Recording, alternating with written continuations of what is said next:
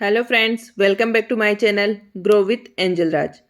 Friends, आज के इस वीडियो में क्लास 9th का चैप्टर 6 है लाइन एंड एंगल्स, वो हम स्टार्ट कर रहे हैं। एक्सरसाइज के साथ ही जो एंगल्स से रिलेटेड कॉन्सेप्ट है उनको भी हम क्लियर करते जाएंगे। तो चलिए स्टार्ट करते हैं। Question number first, in figure 6.13 lines A B and C D intersect at O. ये जो डायग्राम में आपको दे रखा है, A B line and C D ये ओ पॉइंट पे एक दूसरे को इंटरसेक्ट कर रही है। Angle A O C, angle A O सी कौन सा, ये वाला, ये angle A O C plus B O E, B O E ये वाला एंगल है। ठीक है, इन दोनों का सम कितना दे रखा है 70। यहाँ पे कुछ मिसप्रिंट है, दिखेगा नहीं आपको। इन दोनों एंगल्स को हम नंबर्स दे देते हैं, angle 1 and 2। Again B O D, ये जो नीचे वाला एंगल है बी ओ डी, इसका मेजरमेंट हमें 40 डिग्री दे रखा है।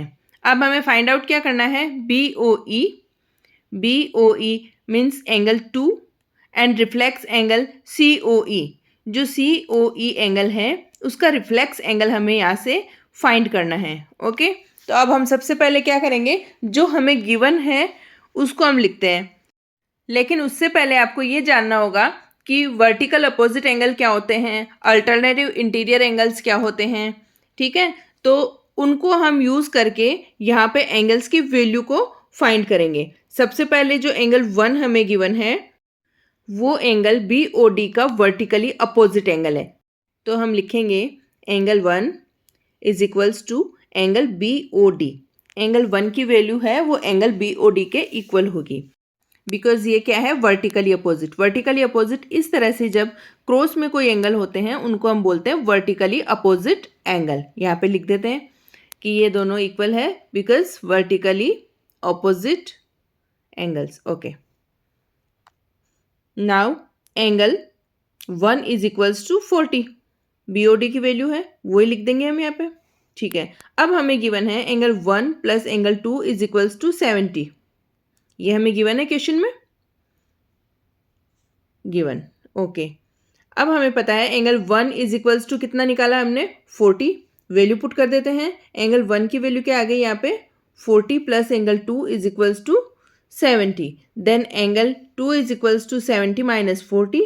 एंगल 2 की वैल्यू कितनी निकालेंगे हम, 70 से 40 माइनस करेंगे, देन 30 आ जाएगा। एंगल 2 की वैल्यू कितनी है यहाँ पे, 30। ओके, लिख देते हैं angle 2 is equals to 30। Angle B O E जो हमें फाइंड करना था उसकी वैल्यू हमने 30 यहाँ पे फाइंड कर ली है। फर्स्ट हमने फाइंड कर लिया है।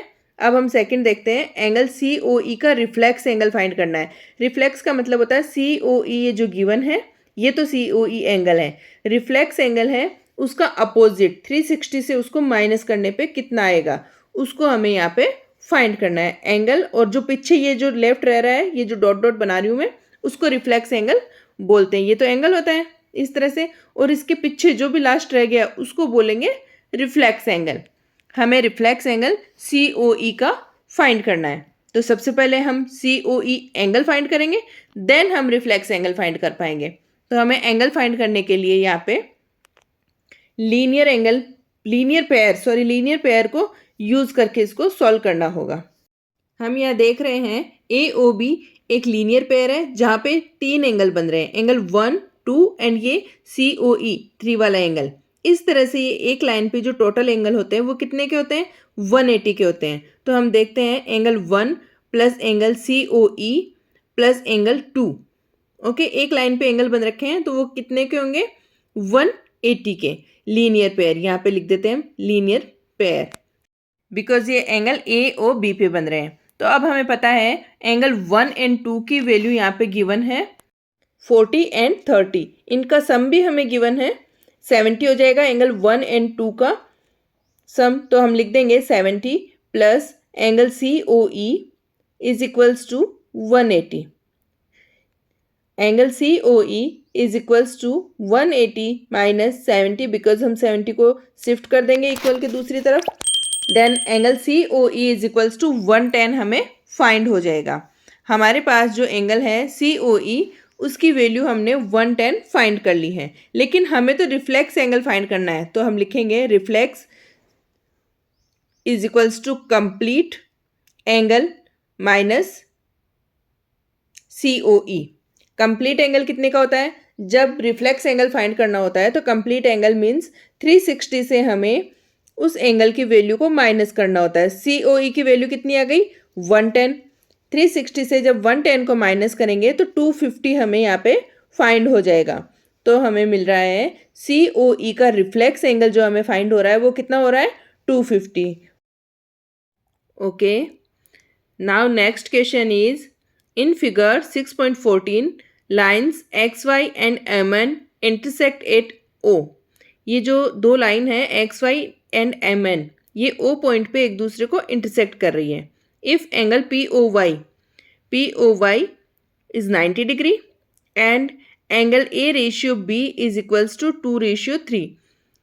A और B का रेशियो कितना दे रखा है? 2 and 3। फाइंड एंगल C और हमें C एंगल फाइंड करना है। रेशियो किस तरह से देखेंगे हम? Let angle A and angle B is equals to, हम यहाँ पे 2x एंड 3x इसको लिख देते हैं। जब रेशियो में रहता है तो हम इसको x की वैल्यू के साथ पुट कर देते हैं। तो अब हम देखेंगे एक्स वाई पे जो टोटल एंगल है वो लीनियर पेयर है। ऑन लाइन एक्स वाई पे जितने भी एंगल होंगे वो क्या हो जाएंगे? यहाँ से यहाँ तक 180 के, तो इसको हम लीनियर पेयर बोलते हैं।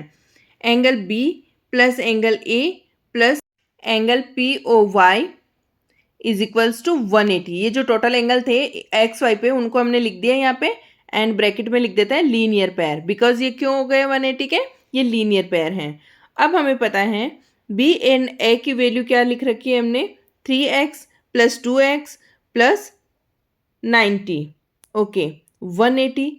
देन इन दोनों को ऐड करेंगे 5x is equals to 180 minus 90।